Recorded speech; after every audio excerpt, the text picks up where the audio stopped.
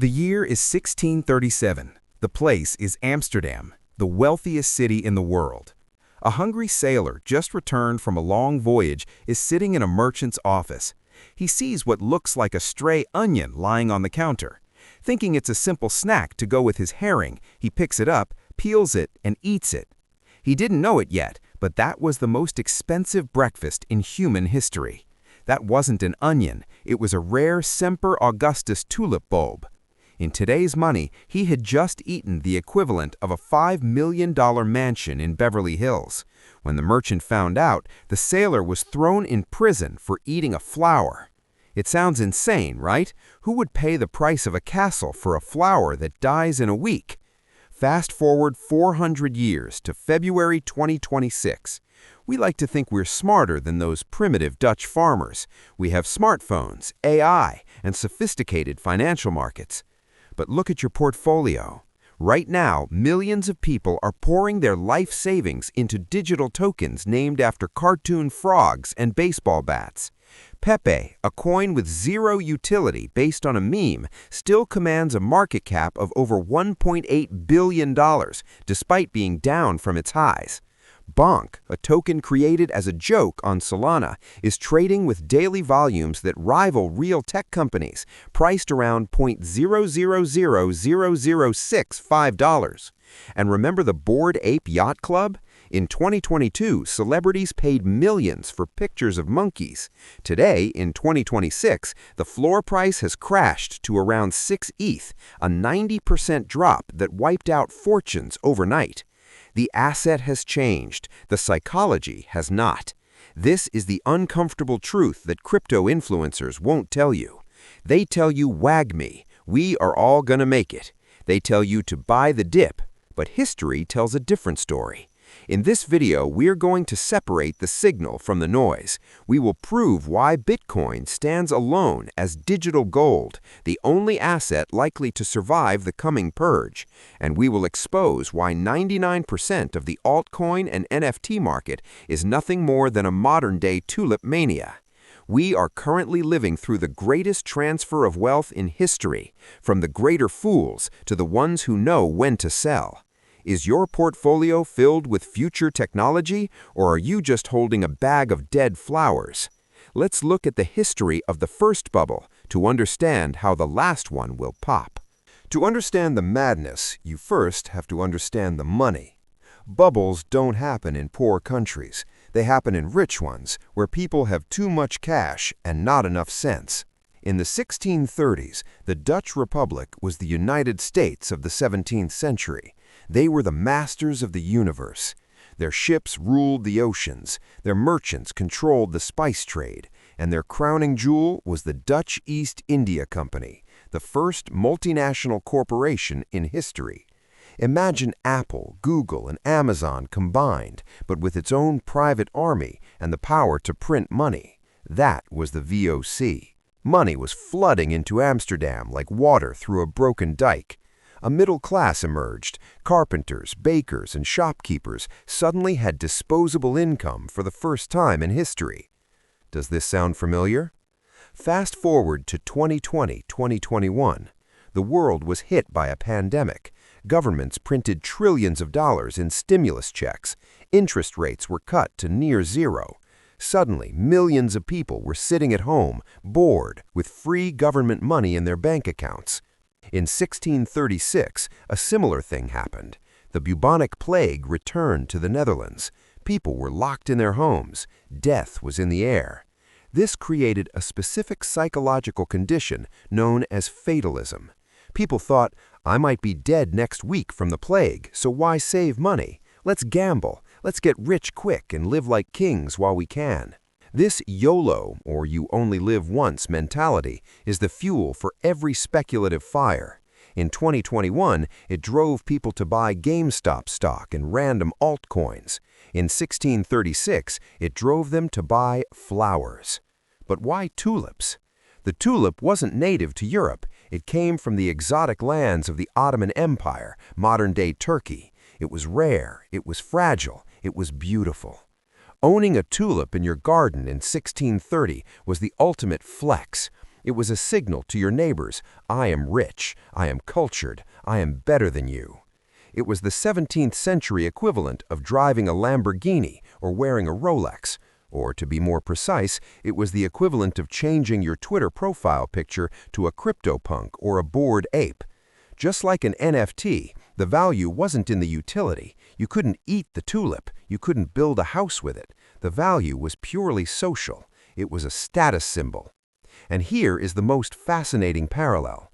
The most expensive tulips were the ones that had broken colors, beautiful streaks of red and white, like the legendary Semper Augustus. Botanists later discovered that these streaks were actually caused by a virus, the mosaic virus, that was killing the flower. People were paying the price of a mansion for a diseased, dying plant because it looked rare. Compare that to the NFT market.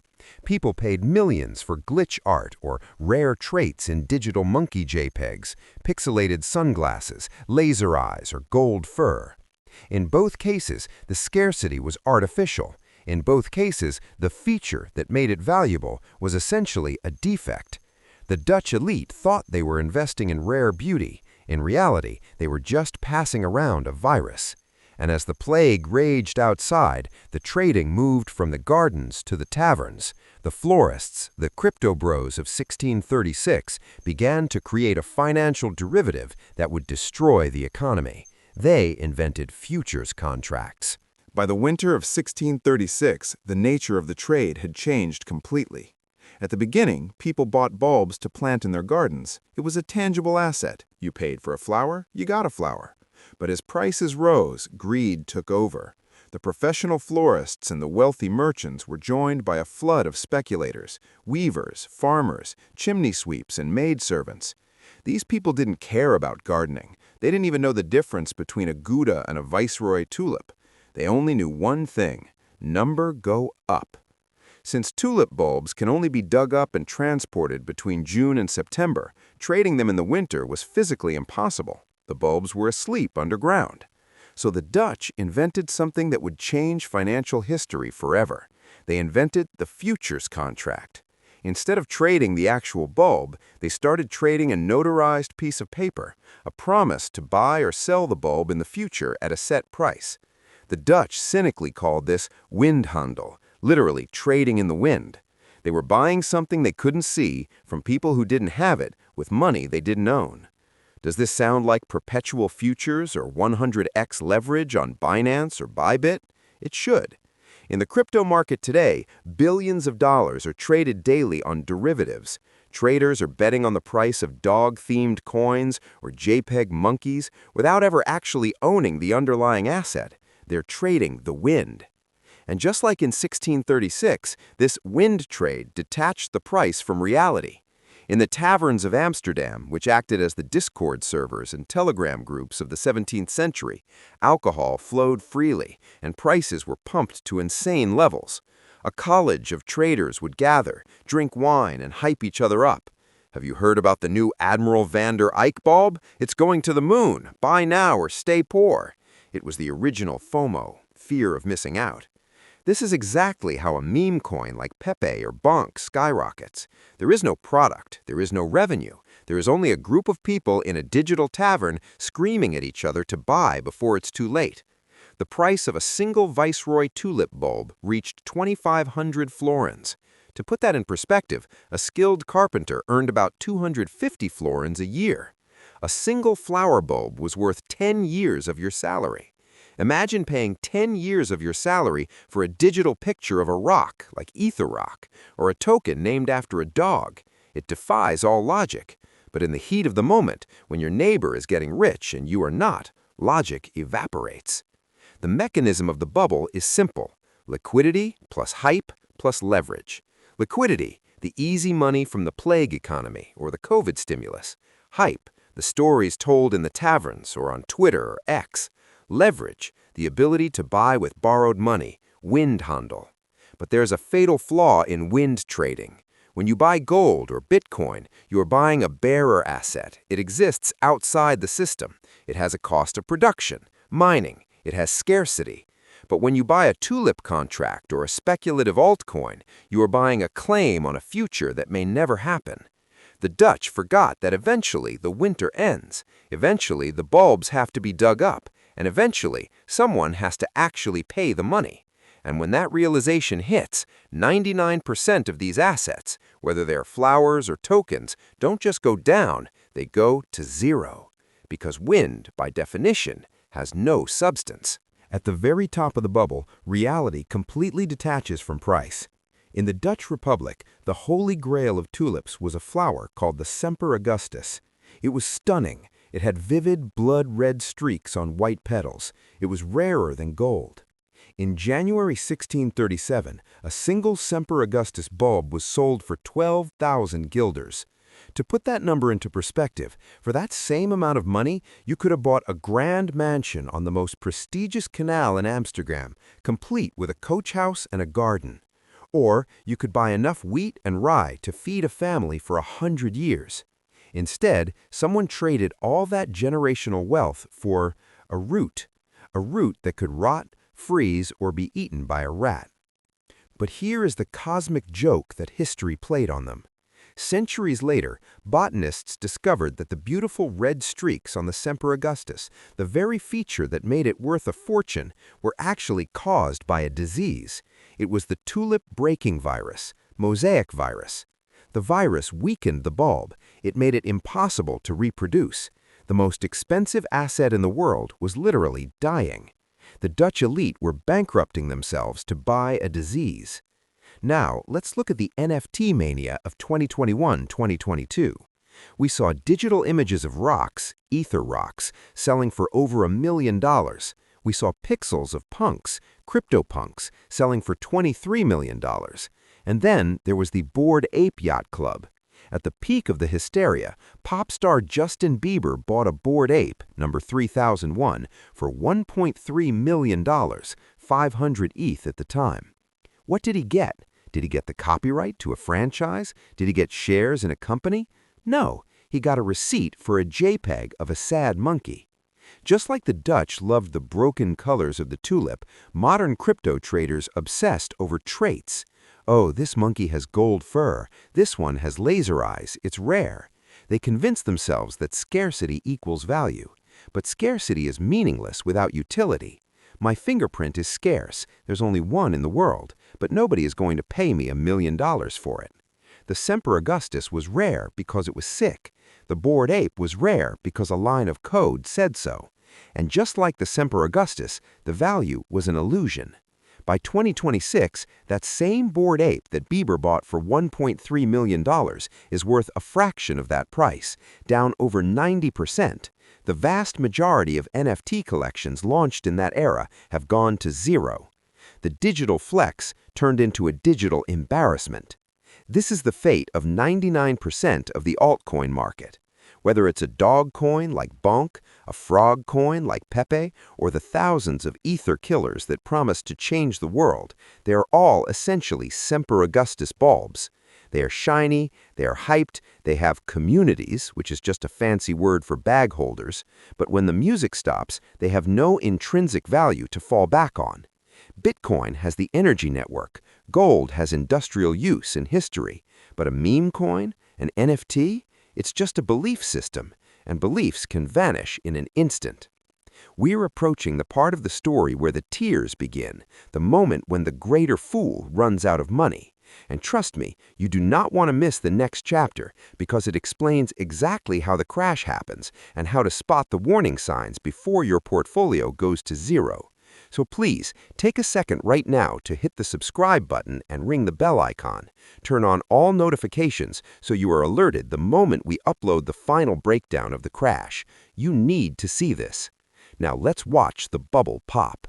It happened on a Tuesday, February 3rd, 1637.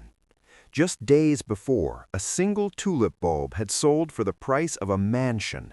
The optimism was at an all-time high. People were making plans to retire, to travel, to live like kings. But bubbles don't pop with a bang. They pop with a whisper. In a crowded tavern in Harlem, a florist stood up to auction a batch of standard bulbs. He started the bidding at 1,250 guilders. Silence. Nobody raised a hand. He looked around, confused. These same people were fighting each other to buy just yesterday. He lowered the price to 1,100 guilders. Still silence. 1,000 guilders. Silence. For the first time in 3 years, there were no buyers. The fever had broken. In that terrifying moment of silence, everyone in the room realized the same thing at the same time. These are just flowers, and nobody wants them anymore. Panic didn't just spread, it exploded. Within hours, the news traveled to Amsterdam, Alkmaar, and Rotterdam. The greater fool theory had run out of fools. Everyone rushed to sell, but to sell, you need a buyer, and the buyers had vanished. Prices crashed 90% in less than a week. Imagine waking up and realizing that the contract you held, which was worth 5,000 guilders yesterday, your entire life savings, is now worth absolutely zero. This is exactly what happens in an altcoin liquidity crisis. When a meme coin or hype-driven NFT project crashes, it doesn't go down smoothly, it gaps down. You look at the chart and you see a vertical red line. You try to sell on Uniswap or OpenSea, but the transaction fails. Why? Because there is no liquidity. The community that promised to hold forever, diamond hands, is frantically dumping their bags on you. In 1637, the Dutch florists begged the government to step in. They held emergency meetings. They proposed a plan to let people settle their contracts for 10% of the value. But the courts refused to enforce the contracts. They called the tulip trade gambling debts, not valid business. The government couldn't save them. The judges couldn't save them. The people who had sold their houses, their land, and their tools to buy paper contracts were left with nothing but worthless paper. Now, look at the NFT crash of 2022-2023. Data shows that 95% of the NFT collections launched during that bull run are now dead. Their trading volume is zero. Their Discord servers are silent ghost towns. Justin Bieber's Bored Ape, which he bought for $1.3 million, dropped to a value of around $40,000 to $50,000. That is a 96% loss. It is mathematically identical to the tulip crash. And just like the Dutch weavers returned to their looms empty-handed, modern retail investors are left holding bags of coins that will never, ever recover. Because once the illusion is shattered, it cannot be rebuilt. You can't unsee the truth. The tulip was just a flower. The JPEG was just a picture. The meme coin was just a joke. But the most dangerous part isn't the crash itself. It's the fake hope that comes after, the belief that it will come back. This brings us to the final chapter. Why are altcoins actually worse than tulips? And why will Bitcoin survive while the rest of the market rots in the ground? There is a common misconception that crypto is digital gold and tulips were just flowers. But if you look closely at the mechanics, the altcoin market is actually worse than the tulip mania. Here is why. 1. The curse of infinite supply. In 1637, you couldn't just print more tulips. Nature has rules. A bulb takes a full year to grow. You have to plant it, water it, and wait for the seasons to change. There was a physical limit to how many Semper Augustus bulbs existed in the Netherlands. Scarcity was real, even if the price was fake. But in the altcoin market, scarcity is a lie. A developer can launch a new token on Solana or Binance Smart Chain in less than 10 minutes. They can mint 1 trillion tokens with a single click. If the Dutch florists could have 3D printed millions of tulips in their basements instantly, the crash wouldn't have taken 3 years. It would have happened in 3 days. This is what happens with meme coins and inflationary altcoins. The supply is theoretically infinite. Every day, new tokens are created. The dilution is endless.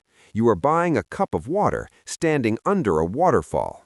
The rigged casino, VCs versus retail. The tulip mania was a mania of the people. The chimney sweep and the rich merchant were buying at roughly the same market prices. It was a level playing field of stupidity. But the modern altcoin market is a rigged casino. Most blue-chip altcoins today launch with massive pre-mines or insider allocations. Venture capitalists buy the tokens early at $0.001. Then they hype the project up, list it on exchanges, and sell it to you, the retail investor, at $1. You think you are investing early. In reality, you are being used as exit liquidity. The Dutch didn't have insiders dumping pre-grown bulbs on them. But in crypto, the founders and VCs hold the majority of the supply, waiting to dump on your head the moment the price goes up.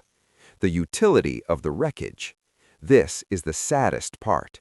When the tulip bubble burst, the man who lost his life savings still had something. He had a flower. It was beautiful. He could plant it in his garden. It would bloom every spring. It had a physical reality. But when an altcoin goes to zero, when an NFT project gets rug pulled, what do you have left? You have a string of alphanumeric code on a dead blockchain. You can't look at it, you can't enjoy it, you can't do anything with it. It is digital dust. A crashed tulip is still a flower. A crashed Luna or FTX token is nothing but a monument to your mistake. The Bitcoin distinction.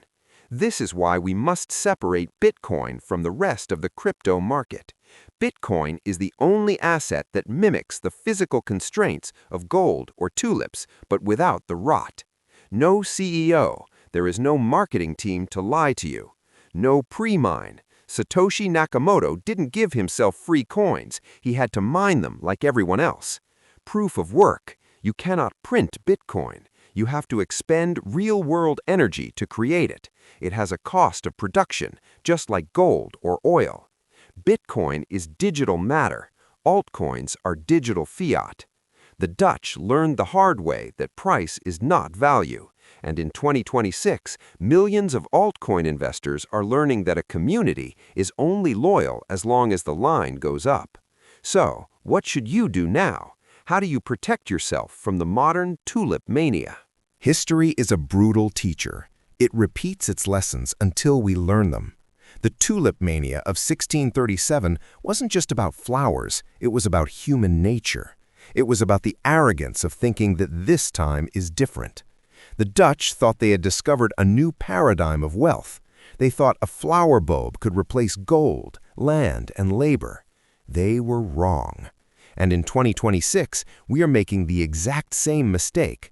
We think that a picture of a monkey or a token named after a meme can replace real value. We are wrong. When the music stops, and it always stops, the market doesn't ask, how much hype does this have? It asks, what is this actually worth? A tulip is worth a few cents. A meme coin is worth zero. But gold, land, energy, and Bitcoin, these are the bedrock of civilization. You have a choice right now. You can be the merchant in 1637, clinging to his rotting bulbs, praying for the price to come back, watching his life savings turn into dust. Or you can be the smart money. You can recognize the bubble for what it is. You can sell the wind and buy the earth. Bitcoin is not a tulip. It is the pin that pops the tulip bubble. It is the exit from the casino. But Bitcoin isn't the only thing you need. If the entire economic system collapses, if the dollar fails, if the banks close, and if the digital world goes dark, you need more than just crypto. You need tangible, physical survival assets. Do you know what they are? I have created a specific guide on the 5 real-world assets that have historically survived every hyperinflation and economic collapse from Rome to Weimar Germany. These are the things that actually keep you alive when money dies. If you want to survive the coming winter, you need to watch this video right now. Click the video on your screen or find the link in the pinned comment below. Don't be left holding the tulips. I'll see you there.